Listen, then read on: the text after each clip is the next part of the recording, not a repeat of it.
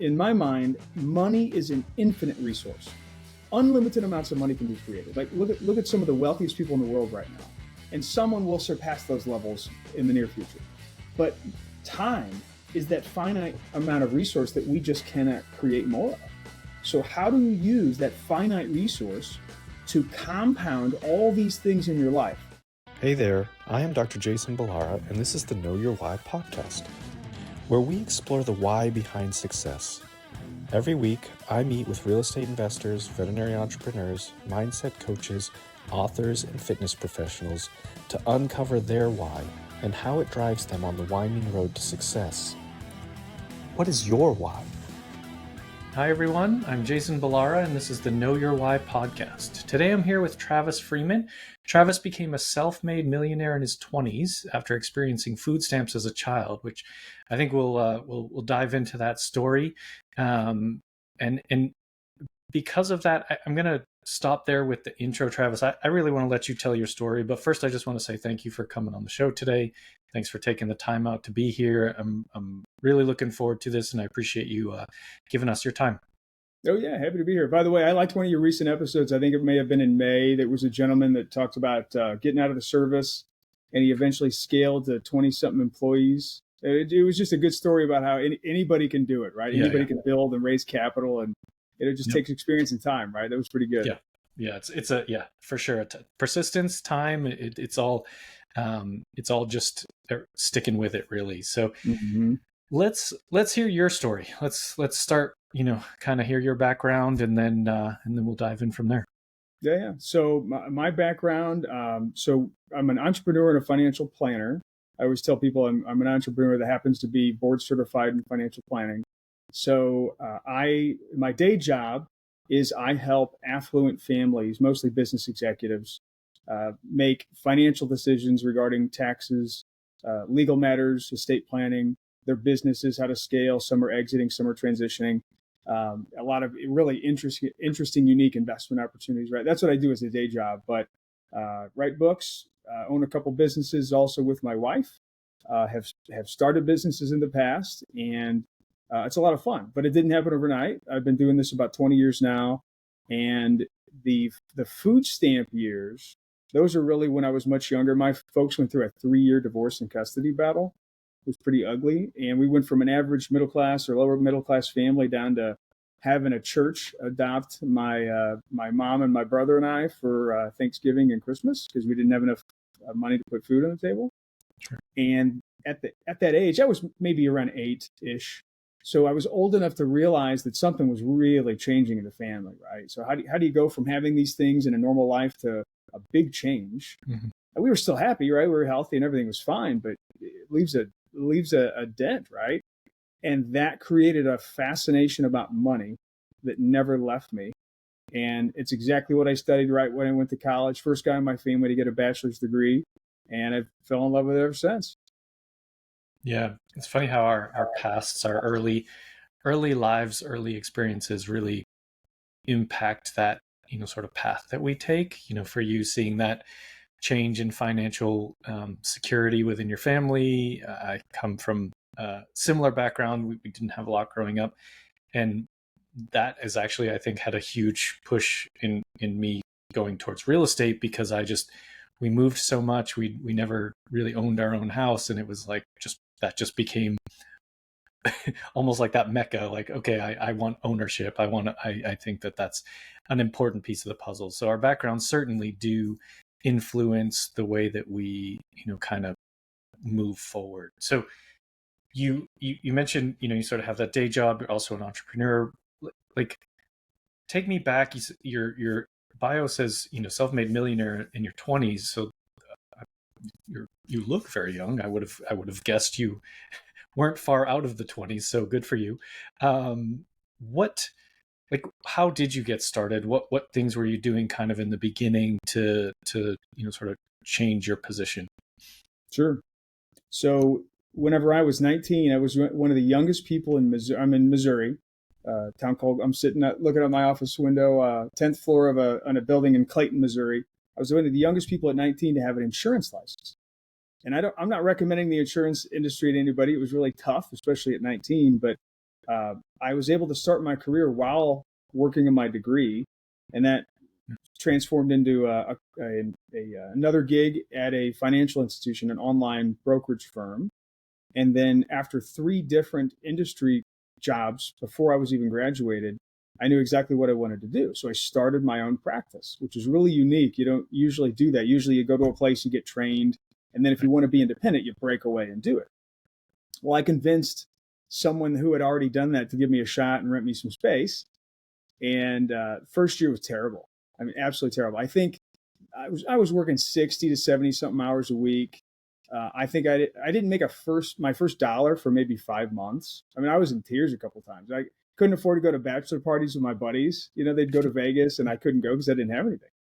But I stuck with it and stuck with it. And after I think my 3rd year, I was able to hire my first employee. And then the next year, hired another employee. And I realized pretty quickly, right? So here I am in my early to mid 20s, finding some early success. I realized quickly that, yes, I should invest into real estate and in the equity markets and all these things that I recommend for my clients. But I also have this other asset that most people don't have. I have my own business. Mm-hmm. And I can invest in that business in the same way that I invest in other things. And I know what my growth rate's going to be because I'm in control of it for the most part, right? So I invested pretty aggressively, hiring people probably earlier than I should have. And I was still broke, but it worked. And that's the way that I was able to drive a lot of value and growth so early in life, is from that. Yeah, that's a fantastic point. And I think there's a lot of talk out in maybe in the social media space and in general, like about sort of burning the bridges, taking risks, you know, kind of what do you want to do to sort of set yourself apart and set yourself up for your future. And, you know, you doing that right off the bat is, to me, hugely underrated. Like you said, most people, they go get a job and then they do the thing. But there's plenty of people that are they're working for someone else 40, 50, 60 hours a week, or they have 2 jobs or whatever to make ends meet. But you did that for yourself right in the beginning. And yeah, maybe challenging and not the most fun for those first few years. But like now you had set the foundation for yourself instead of setting the foundation for someone else. So my point is, like, people, if you're talking about, you know, taking risks, burning the bridges, whatever it is, like, do it early. Like, that's before you have other people relying on you. Like, do it early. It's actually, like, I think the smartest move you can make is because once you older, you have kids, a family, all of that, like, doing that stuff is, now you're not just risking you're risking, you know, the people that rely on you. So I think it's a very, very smart move. And you use a phrase that I love, right? Burn the boats, right? You know, burn the bridges, burn the boats. It's so much easier to say burn the boats and you're stuck here, and, you know, fighting is the only option when there's nobody else on the boat but you, right? Yeah, you got a spouse and a couple kids in the boat. It's a little harder to do that. Yeah, it really is. So as you grew that business and, you know, recognize that was your asset, your main asset, you did mention, you know, hire people a little bit early. And I think I'd love to kind of get you to dive in a little bit on that, because I do think that's a challenging piece for people that own a business, growing their business, like in the growth phases. When do I hire? Well, you know, do we wait? Did I wait too long to hire? Did I hire too soon? Like, there's probably no perfect time. It's kind of like anything else, but maybe based on your experiences, what do you think in terms of, you know, how do people know when to hire, when to start to grow that team? Yeah. So how do you know when to do it? You'll know when to do it when you just don't have any more hours to work and your health starts to be sacrificed because of it, right? Look, if you're sitting by the phone and you don't know what to do and you're only working 20 hours a week, yeah, you don't need to hire anybody yet. But as soon as your time is limited, you have a list of things you could be doing. Take everything by a level of importance, and anything that's on the top 20% of that list is probably where you should be spending your time. Everything else you can hire out for, right? Mm-hmm. And it's something that I really worried about is, what if I hire somebody and they're not going to do the same job that I am? And I just had to let that go. No one's going to work exactly the way that I'm going to do it, but I can train someone to get really darn close, right? And be within a margin of error. And then when bad things happen, they roll up to me and I got to deal with them, right? But that worked, right? And now I got a team of people I've trained that they know how to do things I don't even know how to do, right? That's why I hired them. So yeah, when do you know when to do it? It's when you are working like crazy, and you just got to realize that it's an investment. I kept looking around at people that were in my industry. I'd go to conferences and things, and everybody had staff, and they had been doing it a long time. I said, you know what? I don't need to be doing all these administrative things. I'm working too much. Time to hire, and I never look back. Best investment I could have made is in the people. Yeah, and you said maybe too early. What made you make that comment about what? I guess I can guess sort of why you might feel like, oops, I did that a little bit early. I mean, did you tie it into revenue? Of course, we have a limited number of hours, right? Like there's a point where we just can't do anymore. So what did you? I think this is a question that comes up a lot for people, and then they just don't do anything. They don't do the business. They don't hire people, whatever it is, because they're like, I don't know when the right time is. So what made you say maybe too early? But is there anything you looked at beyond? I imagine that first employee is like, I just don't have enough time to do this anymore. I got to bring someone else in. As you continue to grow and scale, what did you change how you made that decision, or how did that look going forward from there? So I probably could have gone the part-time route at the juncture I was at instead of a full-time person. And I didn't know what in the world I was doing. I mean, I had to talk to my payroll provider to figure everything out, right? I was literally clueless.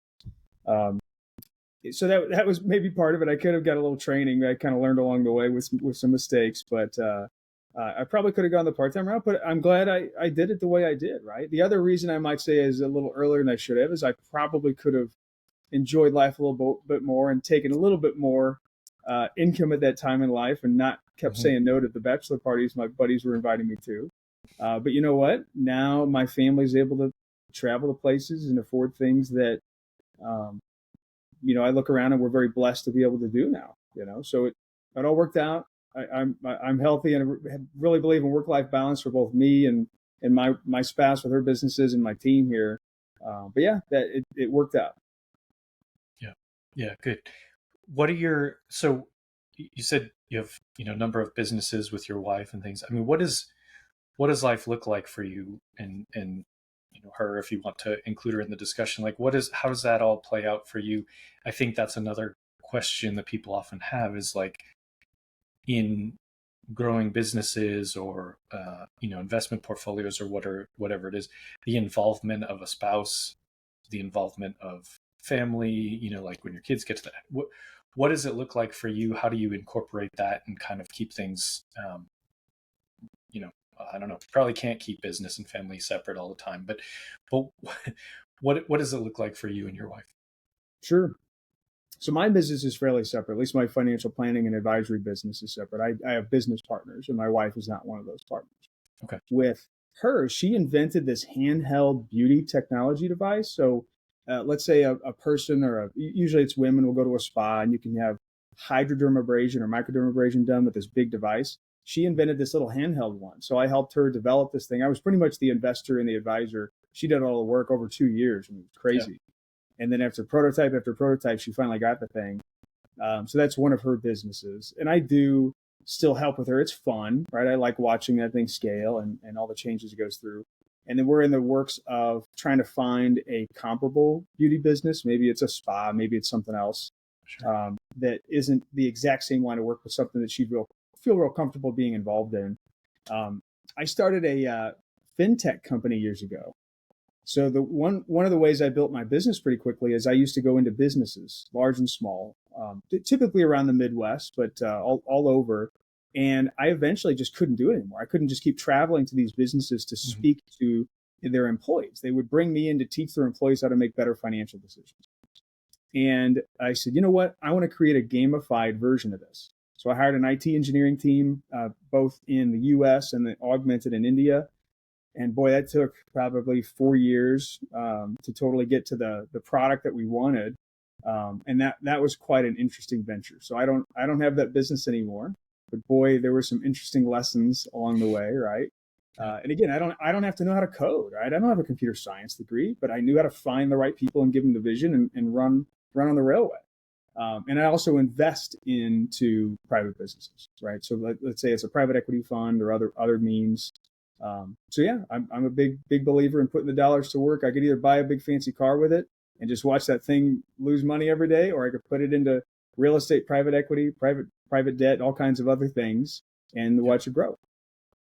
Yeah, and I think that's that's the smart way to do it. And your sort of background and early, I guess, early entry into entrepreneurship, I think probably shapes a lot of how you look at things now, right? Because I think it can be very hard to change that mindset, sort of shift it from buying the fancy cars, and if you start that way, right? Once you get successful and your business is sustaining itself, and then you start to look at, okay, now I can have the nice things. It's just, I think a lot of people do it in the sort of that wrong order, right? They get the nice car, the nice house first, and then you feel like you're constantly playing catch up. And keep, sorry to interrupt you, Jason, but keep in mind, in my line of work, it was really tough for me to sit there and try to talk to people that had significantly more wealth than me and recommend things. And here I am, I'm about to drive home to my little condo, right? And when I started, I was still in my parents' basement, right? Yeah. Boy, that was, it was embarrassing. When one client asked me, or they were soon to be a client, where do you live? I said, I live in this. I told them the town. Oh, I know you the town. So, and they asked me something about my house. I said, I live in a family property. I lived in my parents' basement is where I live. Yeah. But I struggle with that. It's completely human. And the way that I got over that was, you know what, if somebody wants to judge me in my professionalism and my skill set because of the car that I drive or the house I live in, I don't know that that's somebody I want to be associated with anyway. And I realize that some people are going to make judgments because it's easier than trying to research my whole curriculum vitae. But guess what? I don't have to surround myself with all these things to feel good about my life. And it took me a while to get there. I'm 40 right now. Okay. It took me a while to get there. Really quick story. So my 40th birthday was early this year. And I had always been looking, I'd say the last 3 years, I had been looking at the new Corvette, right? Love the new body style that they came out with the Corvette. Mm-hmm. And I told my wife, I said, hey, I'm going to buy one of these things for my 40th birthday. Are you okay with that? She said, oh, sure, honey. So we had the money. We were ready to buy the car. I was looking at it, the color, the design, everything. And I didn't do it. And the main reason I didn't do it is because we have identical twin boys at home. They're 10 years old. And I was worried that they're already seeing the lifestyle that we live. And it's so much different than the lifestyle my wife and I lived. The last thing that we really need in our lives is to add a sports car in the garage next to the stuff we already have, right, as they watch us grow up, right? So we didn't do it, and I'm fine. Yeah. Well, yeah, and that's the funny thing is, like, not having those things is fine. People like it's this, insistent on having all the nice things even when you can't afford them, and you could afford the Corvette and it still didn't get it because of the reasons you listed, which I'm completely on board with.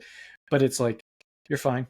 It doesn't hurt you not having a Corvette, right? It's like, it's cool when you can have those things because they don't hurt you. But I think that sometimes people will get the expensive thing and it's actually, financially crippling to them in some ways. And I know you're, as a financial advisor, it sounds like you're working more with the, high net worth individuals and things like that. So maybe they don't have the lack of funds issue, but they may not know what's the best use of those funds or the best ways to build their wealth for long term, or, tax strategies, things like that. And you mentioned, that, sort of being young when you started, and these people had more money and maybe more experience than you. How did you kind of navigate that?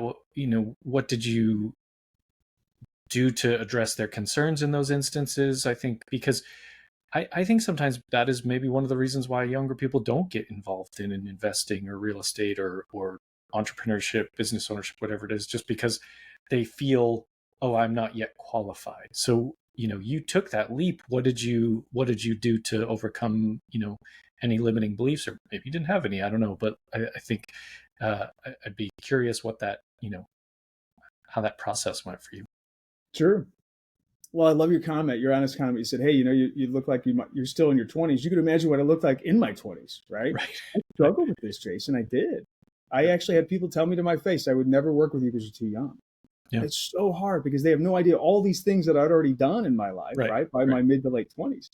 So what I did to overcome that is I told myself, look, I have to do what other people my age are not willing or going to do to set myself apart. That's the only option, right? I've got to hustle to make a difference. So what did I do? I wrote a book back in 2011. Right. I don't recommend buying it, by the way. It was more of a first run for me. It's only 90 pages. It was a very niche topic anyway. The one that I just published April, May of this year is a great book. But I wrote a book back then. And I was a published author, and it was sitting on my desk, and I would talk about it all the time. And a lot of people didn't read the thing, but it was a big business card.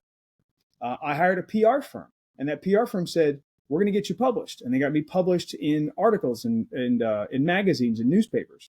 They said, what about television? I said, oh, I'm kind of nervous for television. They go, you're going to be fine. And they got me on TV, and I've been doing TV for 13 years now. Wow. I got to the point where I did it enough. They call me for free, and they asked me to come on air to do different interviews, a local Fox station here. So it's been interesting to just step outside the box and do things that people generally aren't willing to do at that age to set myself apart, and it's worked well. Another one was I was the president of the Financial Planning Association of St. Louis back in probably 2015, right? I was a pretty young president in front of all my peers. And so when I meet someone, they say, oh, you're young. You're only in your late 20s or early 30s. Yeah, but I've done this, this, and this, and I'm the president of this organization of my peers. And like, oh, okay, right. There's how many years you've lived, and then there's what you've done in your years. And I wanted to prove to somebody that I've done these things in my years, and I'm worthy of their trust. And for the most part, it worked. Yeah, and I guess I would sum that up in in a way, just the investment in yourself, right? And like believing in yourself, but just not just believing in yourself and blindly just waiting for things to happen. I mean, going out and hiring the PR firm, writing the book, all of that, being involved, in the local community, all of that is so important to, so sort of building your own personal, I guess, brand, if you will. But and then you can sort of, once you do all those things, you can transcend age. You're still going to have people that are going to just think that, too young to do this, or you're too old to do this, or whatever the case may be for certain people. But at the end of the day, if you sort of prove your track record, then it's sort of hard to argue that your age actually matters, or any of the rest of it. Tell us about the book. Tell us about if you don't want to tell us about the first book, tell us about the one that came out recently. Yeah, so this book, I've been working on this thing for 4 years. It's a passion project. It's called The Fortune of Youth: Create Wealth, Happiness, and Success Early in Life. And the premise behind it is, whether you're in your 20s, 30s, or 40s, or maybe even early 50s, I'd say after 55, it's really hard to implement some of these things. But 20s, 30s, 40s for sure. What do you do with that precious commodity of time that you have? So in my mind, money is an infinite resource. Unlimited amounts of money can be created. Like look at some of the wealthiest people in the world right now, and someone will surpass those levels in the near future. Right. But time is that finite amount of resource that we just cannot create more of. So how do you use that finite resource to compound all these things in your life? Investing in traditional ways, investing in non-traditional ways, investing in yourself, buying a business. Even if you're not an entrepreneur, how could you be an intrapreneur at a big company, or I even give examples of how teachers can do some of these things, right? An environment where you generally can't own any equity and you've got a pension. How could you use different tactics to maximize the value of these things, right? So how do you use the value of time? And a lot of it is what I've done on my own, right? It's things I've seen my wealthy clients, folks that have upwards of $100 million. What have they done? and what have I done, and put it all in the book. Yeah, good. Something that really struck me about what you just said, one that money is sort of an infinite resource, and I think a lot of people come from a scarcity mindset, and I think it's challenging to overcome that. But the reality is we know they print money, like it just, they can print Right. more money, right? And the thing that, I don't know why this kind of popped in my head that you said it, but that things that seem expensive now, or seem like they have a big valuation now, in 10 years, in 20 years, in 30 years, like what it is now is going to pale, and that's what happens. That's what happens in history. So it just popped in my head, like, I forget if it was Apple or Amazon that became the first $1 trillion valuation company, but now there's like 4 or 5 companies that are crossing that $1 trillion valuation mark, and some of them are in multiple trillion. And like that's an unfathomable amount of money to me. Like, I just, like, I can talk about it because I can read it somewhere, but I'm like, but that's the reality is, like, those valuations will go up, assuming, I assume Apple will still be around in 20 years. 10 trillion, 50 trillion, who know, you know what I mean? Like, those things are going to keep happening because that's what happens over time. So just like recognizing that where you are now is the start, and it's just kind of growth from there, and you don't have to think about it in trillions. You can think about it in what's a reasonable amount of money to start with for you, and then sort of grow it over time. You're right. With And your, if I could, just real quick, yeah, you please do. mentioned this is the start, right? And we have $1 trillion companies, and there will be $10 trillion companies in the future. Often people will say, gosh, I wish I would have bought NVIDIA, or I wish I would have done this, and I wish I would have had Facebook. It doesn't matter, right? It doesn't matter. I mean, you could say you wish you could have gone back 200 years ago and own land in Boston when when the town Waterfront wasn't. in Boston. That Yeah, yeah, exactly. I mean, who cares? Who cares about the past? Have the abundance mindset. And if someone's so focused on what it's going to cost me to invest, or cost me to buy this building, or cost me to hire a person, what's it going to cost you the next 10 years if you don't? mm-hmm. Yeah. That's really what people should be focused on. And it will completely flip the mindset into taking action. Yeah. No, I love that point. Just the people don't factor into, the opportunity cost, the lost value by not doing anything. And it's just, and it's not even hard to calculate it, really. Like, the evidence is there, looking at history, and so, yeah, I think the point is great. And I think, people should check out your book. We'll put that information in the show notes for sure. Travis, let me switch gears. I want to ask you the questions I ask every guest, and I think the first one, of course, is related to the name of the show, but it's what is your why? What's kind of driving you? You were successful at a very young age. You continue to have success. I mean, kind of what keeps pushing you forward? Sure. I'm having fun right now. 2 things. Number one, being a father, watching our twin 10-year-olds develop and learn and things, but also with people that I employ. It brings me a lot of joy to see them develop and get credentials and have wins, even small wins or big wins, and grow. And I know that if I'm building a business where I can employ more and more people and pay them more and more so they can support their families and have all the fun things that we all want in life, I'm going to benefit too. I mean, I'm not going to employ people to bankruptcy. I'm a businessman. But as I continue to grow and employ people, that's a lot of fun. And the more that businesses start focusing on, certainly profit's important, right? Profit has to happen. It's finance 101. But if it's focused more on, gosh, we can continue to change lives through growth and opportunity, a lot of good can happen. And those loyal folks on your team that understand you enjoy watching them grow will support and help you, and everybody wins together. So that's right now, that's my why. Yeah, love it. Yeah, it's funny how much growth can propel you, like motivate you. And in the beginning, it's your own growth, right? You come from like you talked about sort of the beginning of your journey into entrepreneurship and business ownership. And it's like you're growing sort of to survive, but then it becomes this almost machine. And then it's like, oh, this is so cool. I get to bring other people in to share that growth with and help them grow in whatever ways they want to. So I love it. I think that's and again, it applies to your family, but your as a business owner, your employees and their families, and just kind of it starts to snowball out from there. So very cool.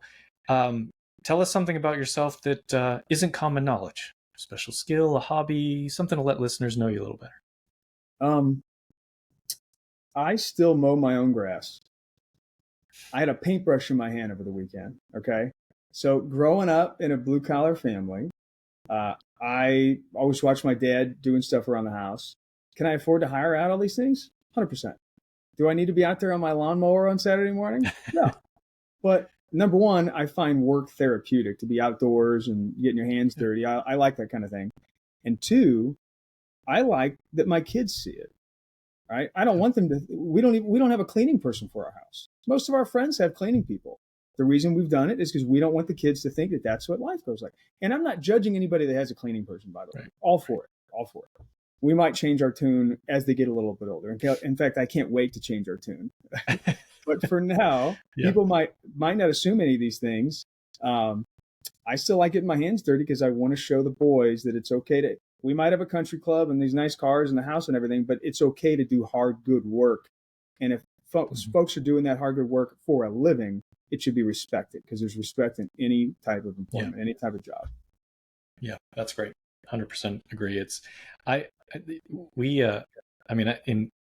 do this so much anymore, but I have, flipped houses, and I still have a garage full of tools, and my kids just need to get a little bit older.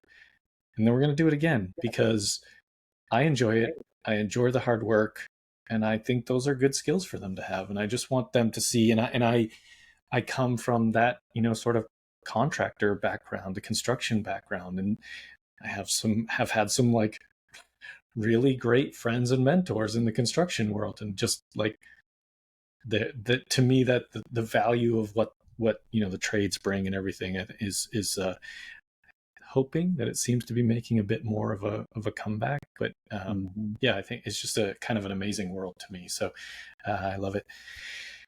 When people want to reach out to you, what's the best place? Sure. Go to growthinfo.com. It's a website that's built primarily for folks that are entrepreneurs, right? So if you're starting a business, scaling a business, you're trying to raise capital, sell a business, growthinfo.com. There's a link to the book on that site.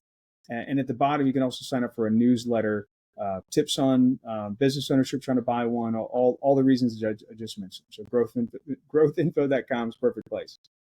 Awesome. Love that in the show notes. My last question for you, Travis, what piece of advice would you give to someone who, they hear this, they're inspired, they maybe want to get started on their entrepreneurial journey? Maybe it's a young person like you were. What would you say to them to help motivate them, help them, sort of believe in themselves a little bit? Sure. Don't be afraid to choose the more difficult path. That might be a job that you don't necessarily want to take, but it has greater growth potential. It might be something crazy like going on the news or writing a book or, setting yourself apart, but don't be afraid to get the machete out and cut your own path if there isn't a path in front of you, because you might be surprised where that path ends up taking you when you're in charge of it. A gentleman, a younger guy, actually called me. He's out of school by maybe a year, out of college by a year. He called me, and he's in the finance industry, and he said, "Hey, I'm working for this big firm. It's a firm you'd recognize, big national brand, and I'm making a bunch of cold calls. I'm trying to book appointments for these guys I work for." I said, I know that's tough work, what you're doing. That's no fun. And he goes, "I just got a job working for the headquarters instead of these guys, and I'd be making over twice as much as I'm making now." So where do you want to be in 10 years? "Oh, I'd love to have a book of business, and I want to have ownership and all these things." So you think the headquarters is going to get you there? No. So you think the path that you're on right now is going to get you there, but it's going to be hard? Yeah. So you know which way you want to go? He goes, yeah. Right. And good for Yeah. him because he knew he knew where he wanted to go and he's willing to put the sacrifice in. Cold calling is kind of a dying art. I don't generally recommend to people, but the point is that he is willing to do it and he can afford to do it. He can burn the boat right now. Yeah. Yeah. And that's back to that point. It's, when you are young, you can take the time to take those risks and build skills like sales and cold calling and marketing, things like that, without fear of having some sort of colossal collapse. So I just think it makes a lot of sense, the path that you took. If I could have talked to you when I was 20, that might have been helpful for me. But it's just a smart move to sort of take, as you said, the harder path. So Travis, it was great talking to you. I really appreciate your time and kind of all you shared with the audience today. Thank you so much for being on the show. You bet. Thanks, Jason. Yeah. Folks listening, please like, rate, and review the show so we can get more great guests like Travis. And thank you all for listening. Hey there, I am Dr. Jason Balara, and this is the Know Your Why podcast, where we explore the why behind success. Every week, I meet with real estate investors, veterinary entrepreneurs, mindset coaches, authors, and fitness professionals to uncover their why and how it drives them on the winding road to success. What is your why?